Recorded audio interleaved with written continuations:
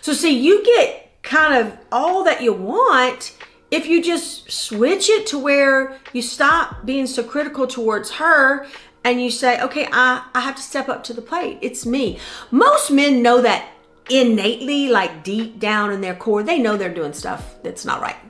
Do you want to know the top mistakes that I see men making in marriage when I'm coaching them virtually in their marriage crisis?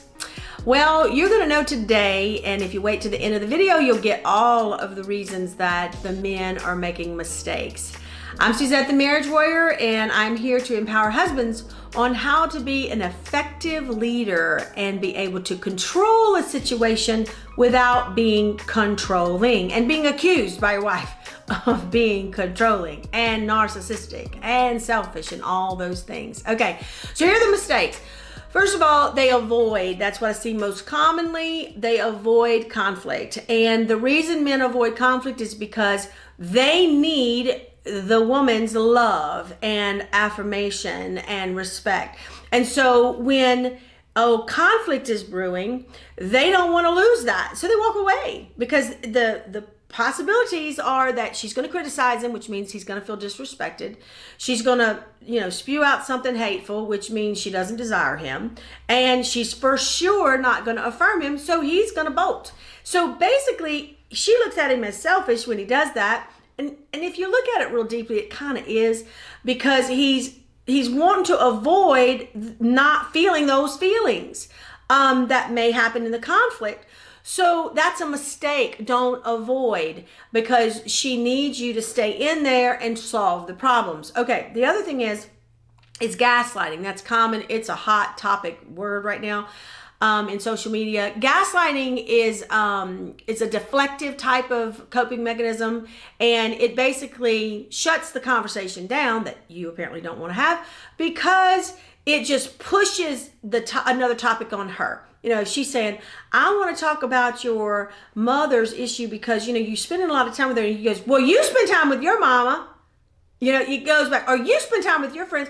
The topic is not addressed that she brought here, and you're gaslighting her and basically setting her on fire with talking about a blame shifting situation. And it typically will either cause an eruption in an argument, or it'll cause a totally disillusion of the topic to where we're not even discussing what's going on. So it's a great tactic to operate in if you want to shut down a conversation. But shutting down conversations is another big mistake that men make. All right, so when the wife seems to be too interested in the children, the man will get offended because he'll start feeling like he's going against his children to get her attention. But he can pull her out of that. And instead of you thinking that she's giving so much attention to the children, she's tired at night, she doesn't want to have anything to do with me, and she's looking on her phone, whatever, instead of you thinking all that, change your mindset a little bit and say, I can pull her out of this somehow.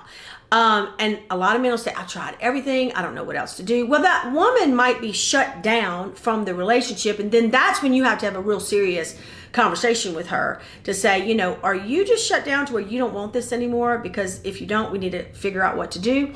Or if she's still engaging and she's still griping at you, that's actually a good sign, because she's still wanting something from you. She's still looking for you to understand her and you to be part of her life. So the arguments are actually kind of healthier than the shutdowns, because we're at least seeing that people are still engaging. I have to engage with you if I'm willing to argue with you. If I'm willing to spend my time to argue with you, I'm willing to spend time with you.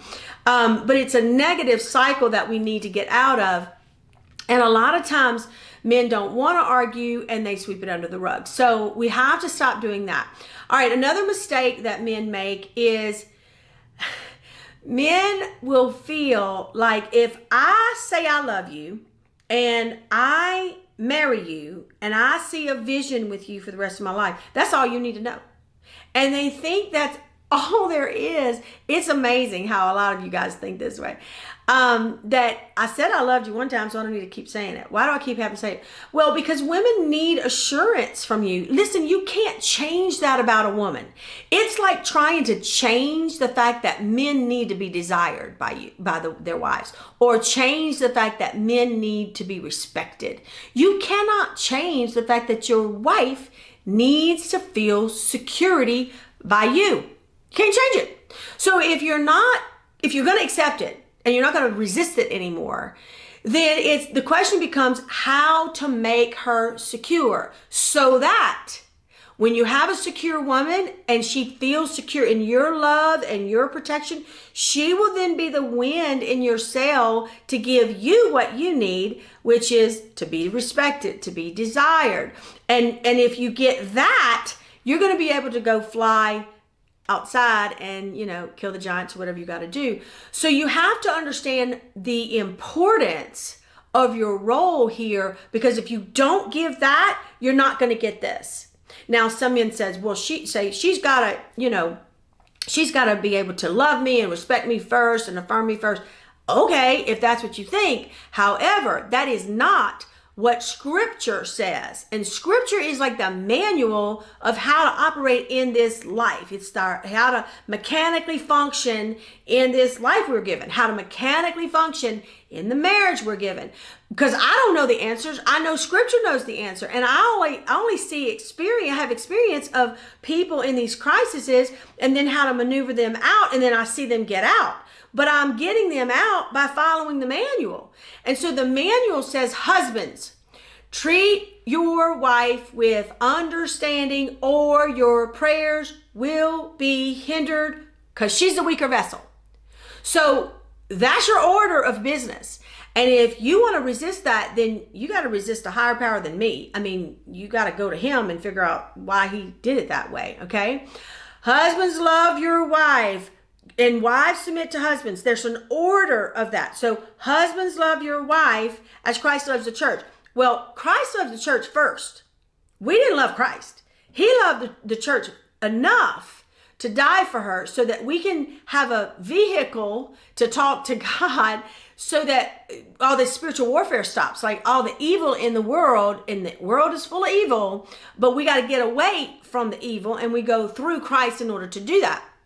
Well, Christ died for us first. Husbands, love your wife as Christ loves the church. So you have an order of business. So if you're struggling with listening to what I'm saying, that you got to do something first, well, think about it. Your shoulders are bigger. Your emotional stamina is stronger. I mean, you're going to do some things first. And so you can't resist that. You have to flow into that, because when you do, you're going to feel natural as a man when you start accomplishing it. And then she's going to slide under like butter, because women are created. A lot of people have the word submit wrong, in my opinion. It's service. We are created to serve a man. We kind of orbit around a man. That's why the women ask you, what time are you going to be home? They're not trying to get in your business. They're trying to figure out how they're going to orbit. Do they put the meal in the microwave or whatever? Do they put the children to bed? Do they have the children wait up for you? They're orbiting around you because they're created to serve you. So see, you get kind of all that you want if you just switch it to where you stop being so critical towards her and you say, okay, I have to step up to the plate. It's me. Most men know that innately, like deep down in their core. They know they're doing stuff that's not right. But they resist it, and I think that that's pride. I think their pride fights them a lot, and I think they resist trying to take responsibility and accountability. But until you get that right, you're not going to go anywhere. You're not growing in life to where you understand yourself enough. You can deal with the shame that you have inside. A lot of men walk around with shame. And so these are mistakes I'm telling you about. And so you need to get yourself to where you stop trying to get love and try to give love first. And whatever love means. Well, love, if you love your wife, you're going to know her. And if you write a list of what you know about your wife and it's all negative, you got a problem. you need to figure out, what do you love and still love about your wife? Because most of the things on the list are things she does, like ways she triggers you and is aggravated. It's behavioral.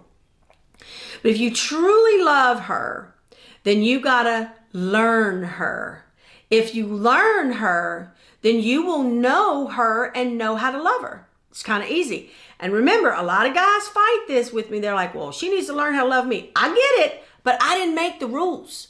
Okay, you got to follow the manual if you want a healthy relationship, because at the end of it, you're going to get raised up in the way you are innately designed to be raised, which is above her. So you got to get your spiritual life straight, your God-centered life straight, where you are understanding that God is above you. Okay, if you're out on this life by yourself and you're thinking you know everything, well, good luck to you, because you don't. God knows. He created you, and you are the first order of his business because he made you the general. And then he, in that devotional time with him, is going to tell you how to deal with things under you.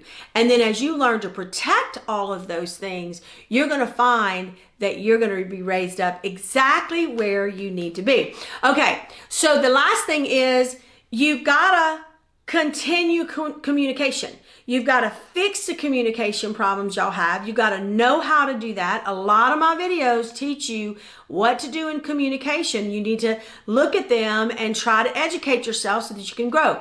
MarriageWarriorInstitute.com is an entire training that gives you what you need to know about marriage and how to lead marriage. It also gives you a lot of understanding about yourself, which a lot of guys don't do that work, and that's why y'all are arrested in development. And that the women see that, and when the women are having to raise children and then raise a man, that's not something she's going to want to be sexually intimate with.